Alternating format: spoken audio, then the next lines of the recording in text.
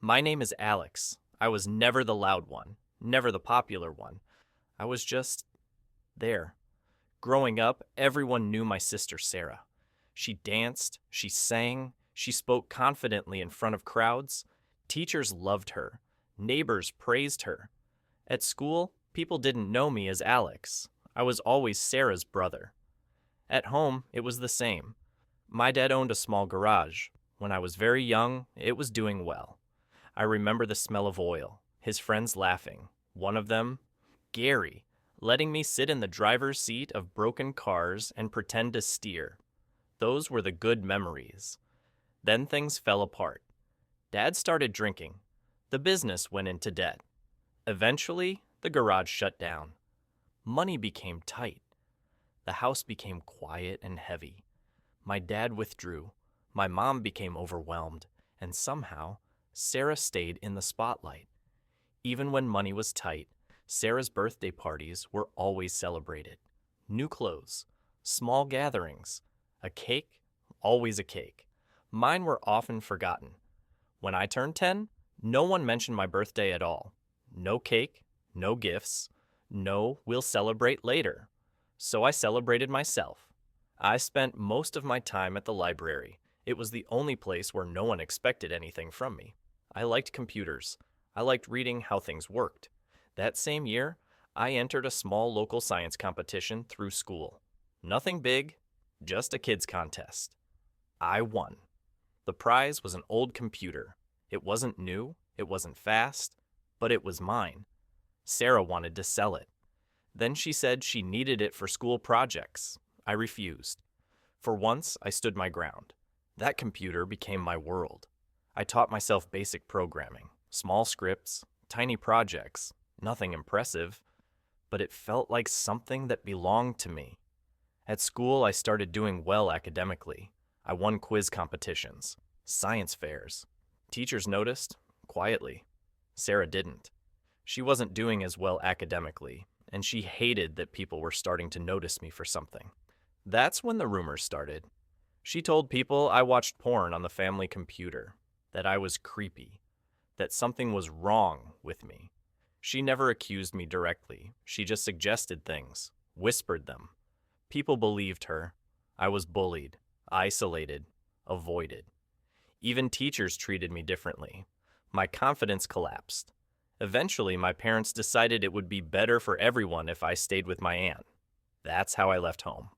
I lived with my aunt until I was 18.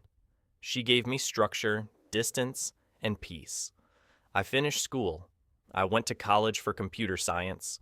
For the first time, no one knew Sarah, only me. I did well, really well. I graduated near the top of my class, got a junior software engineer job, then a promotion. Life wasn't flashy, but it was stable. I was proud of myself. Still, the damage from high school never really left. I struggled with confidence, especially around women. I second-guessed everything. Trauma doesn't disappear just because life improves. I stayed in touch with my mom. I visited whenever I could. I helped with her medical appointments, prescriptions, paperwork. She complained a lot about her health, but I didn't mind. She was still my mom. Sarah had moved out years earlier. She fought constantly at home, demanded money, eventually left to live with friends, then with a boyfriend who was controlling and toxic. Somehow, they fit perfectly together. Then my dad passed away. All he left behind was an old car. I wasn't into cars, but I loved that one. I remembered him taking me into the city, windows down, radio low. His old friends came to the funeral. Gary hugged me and told me stories about my dad I'd never heard. It was cold, sad, but real. Years later, my mom passed away suddenly. I rushed home. Sarah arrived first. At the house, she sat me down and told me everything was hers. The house, the savings, everything. She said I had two choices. She could give me $50,000 in cash, or I could take Dad's car. I chose the car. But as I drove away, something felt wrong. I tried to tell myself I was imagining things. Grief does strange things to your head. I thought maybe I was just looking for problems because I didn't want to accept reality. But the feeling didn't go away. A few days after the funeral, I met some of my dad's old friends, the ones from the garage. They were warm, quiet men, the kind who didn't talk much unless it mattered. One of them, Gary, helped me get the car checked. While we were waiting, he hesitated, then said something that stuck with me. He told me he was sorry for what I'd been dealing with recently. I asked him what he meant. He said that over the last few months before my mom passed, there had been frequent loud fights at the house. Sarah yelling, demanding money, pushing for the house to be put in her name. My mom refusing. He said it wasn't subtle. That was the moment the doubt became real. Because Sarah had told me everything was calm, that Mom trusted her completely, that the will was simple, and yet she never showed me a copy. She never gave me paperwork. She never showed me a certificate. She just said, "The lawyer handled it. It's done." That didn't sit right. I spoke to my uncle about it, carefully. I didn't accuse Sarah. I just asked what he thought. He listened quietly, then said something simple. "If there's a will, there's a lawyer. You have a right to see it."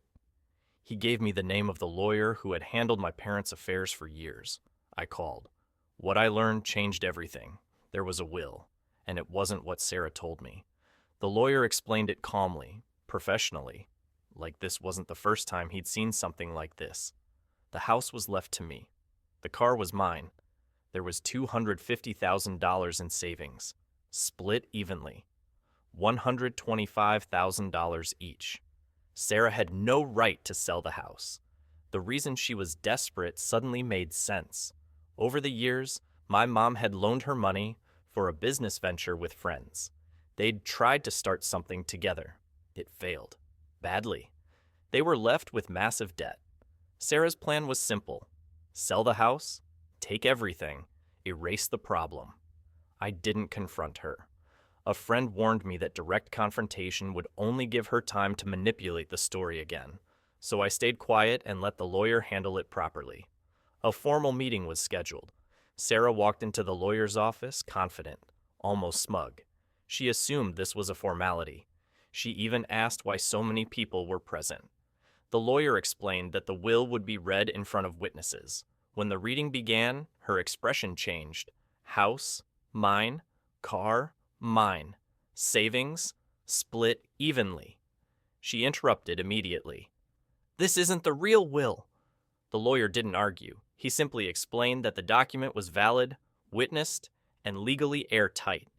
She tried again, louder this time, claimed promises were made, claimed misunderstandings, tried to create a scene.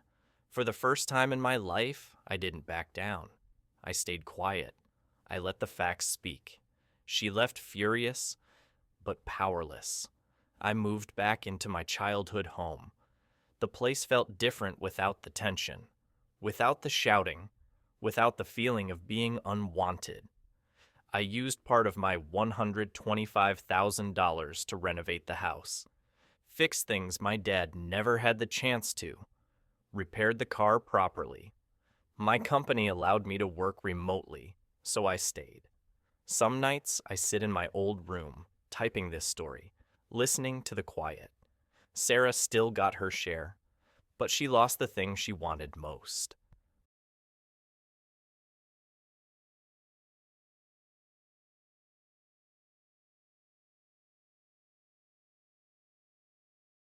Control.